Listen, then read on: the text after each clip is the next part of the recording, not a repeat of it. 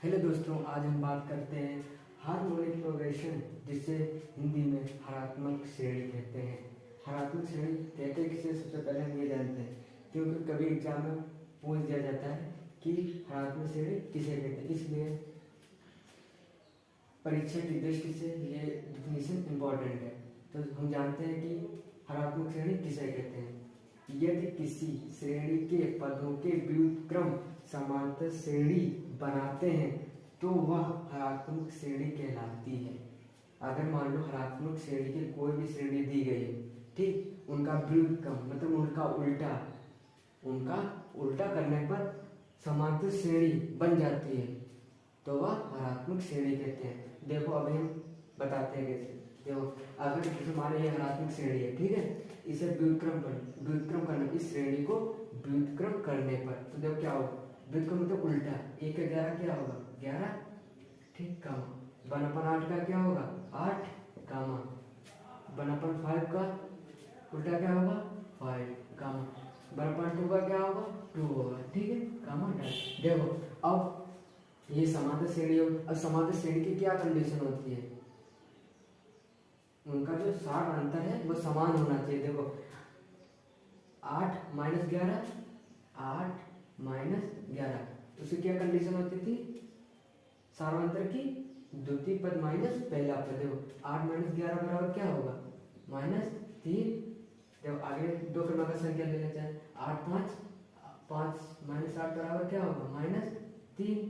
ऐसे इसी तरीके से 2 - 5 क्या, देखो समान आ रहे हैं, सारांतर देखो समान आ रहे तो क्या है, 11, 8, 5, 2 समांतर श्रेणी। जो समांतर श्रेणी ये हो गई, ठीक है, ठीक है। तो उसका कहने का मतलब क्या था कि जो श्रेणी हम व्युत्क्रम कर रहे हैं वो समांतर श्रेणी हो जाए, बन जाए, तो उसे हम हरात्मक श्रेणी कहते हैं। तो हमें ये पता चल गया ना कि ये श्रेणी हमारी समांतर श्रेणी है। पर हमको तो पता ही चल गया अभी कि हमारी ये समांतर श्रेणी है। जब हमारी ये समांतर श्रेणी है तो जो हमारा डिफिनीशन जो कह रहे वो सही है, ठीक है, समझ गया। तो सदैव अगर कोई भी क्वेश्चन हरात्मक श्रेणी का आता है तो सबसे पहले उसे क्या करेंगे, उसका हम व्युत्क्रम करेंगे, उसे PHP से AP में लाना पड़ेगा। अब हम इंपॉर्टेंट फार्मूले के बारे में बात करते हैं। देखो जो इसके जो फार्मूले होंगे वो सब समांतर श्रेणी के व्युत्क्रम होंगे, ठीक है। जैसे उसमें क्या था, पद क्या था, a + n - 1 ब्रैकेट d, ठीक है। तो इसमें क्या हो जाएगा, हरात्मक श्रेणी का पद क्या हो जाएगा, उल्टा हो जाएगा, व्युत्क्रम हो जाएगा, ठीक है। हरात्मक श्रेणी का पद क्या हो जाएगा, Tn = 1/a + n - 1 = d, ठीक है। क्या हो जाएगा, जो हमारा समांतर श्रेणी का यह पद था वो क्या होगा, व्युत्क्रम हो गया, ठीक है, ओके। इसमें क्या a बराबर क्या है, पहला पद, वो तो बता ही चुके हैं। n क्या है, पदों की संख्या, और d क्या है, हमारा सारांतर, ठीक है, ओके। जो दूसरा फार्मूला क्या है, पहला, दूसरा है राशियां a और b का हरात्मक माध्य। हरात्मक माध्य क्या होगा,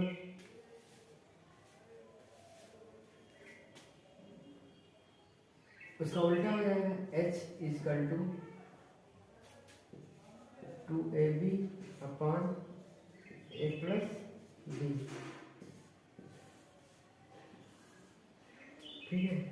देखो उल्टा हो गया समांतर श्रेणी का, उसमें क्या था, a बराबर क्या था, a + b/2ab, इसमें क्या होगा, व्युत्क्रम हो गया, 2ab/a + b, ठीक है। तीसरा फार्मूला, अगला फार्मूला, यदि a, b, a और b के मध्य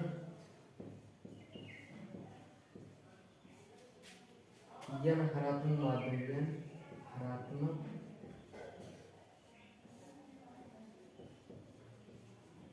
माध्य पद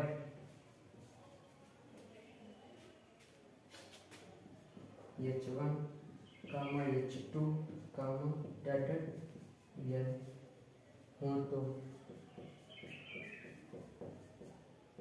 तो कौन सा फार्मूला होगा? एच आर इसका two A B bracket N plus one bracket one upon R A plus N minus R plus one bracket one into B. ये हमारा फार्मूला हुआ। मान लो कोई भी दो राशियां हैं ए और बी, उनके माध्य एन हरात्मक माध्य है, मतलब एन हरात्मक माध्य जैसे H1 H2 Hn तक, ठीक है। तो फार्मूला कौन सा यूज होगा? एच आर बराबर A plus B bracket N minus N plus one bracket one upon R A plus N minus R plus one bracket one into B, जहां R बराबर एक दो तीन डैटेड एन तक। आर की वैल्यू हम एक से लेकर एन तक रख सकते हैं, ठीक है।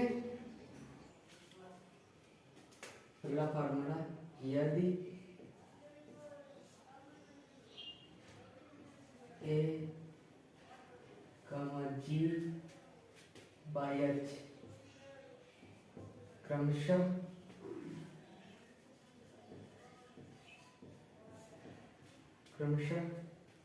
समांतर माध्य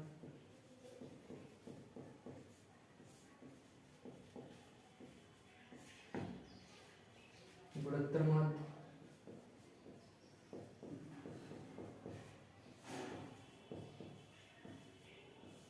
व हरात्मक माध्य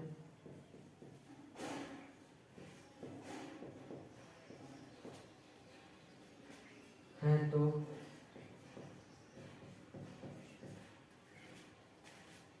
फर्स्ट फार्मूला जी स्क्वायर बराबर ए एच, जहाँ जी क्या है? गुणोत्तर माध्य, ए क्या है? समांतर माध्य, और एच का है? हरात्मक माध्य, ठीक है। और जहाँ पर तीनों की वैल्यू दी गई, मान लो समांतर माध्य बराबर कुछ वैल्यू दी गई, गुणोत्तर माध्य बराबर कुछ वैल्यू है, और हरात्मक माध्य निकालना है, तो इसी तरीके से लिख लेगा, ठीक है। तो तीन में से दो की वैल्यू दी गई हो, तीसरी पूछ रहा है, तो यही फार्मूला यूज होगा, ठीक है। अगला सेकेंड पार्ट, ए ग्रेटर देन जी, जी ग्रेटर देन एच, ठीक है।